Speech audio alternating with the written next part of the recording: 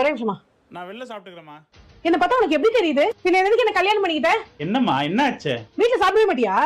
ஐயோ என்ன செஞ்சிருக்க போற புதுசா? அதே தயிர் சாப்பிட்டு தானே நான் கிளம்புறேன். தெரியுமா இன்னைக்கு என்னென்ன இருக்குன்னு தெரியுமா? நண்டு, சிக்கன், எறா, ஃபிஷ், ரசம், சாதம், கோஸ் பொரியல், வடை, பாயாசம். ஏய் எப்படிடா? ஆமாப்பா.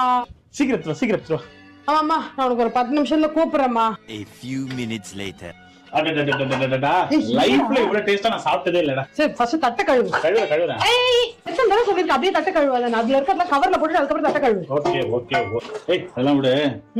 இவ்வளவு டேஸ்டா சமைச்சு கொடுத்தேன் என் ஒய்ஃபுக்கு. என்ன வேணும்? ஒண்ணும் வேணாம், நம்ம நல்லா இருந்தாலே போதும். அம்மாடா. ஓ அப்ப பேசிட்டு இருந்தல. பேசு. சரி நான் கிளம்புறேன். சொல்லுமா.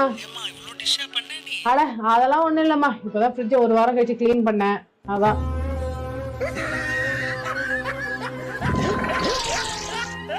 எனக்கு சாவு பயத்தை காட்டிட்டாங்க பாருமா, அவங்களுக்கு சாவ காமிச்சிடணும்.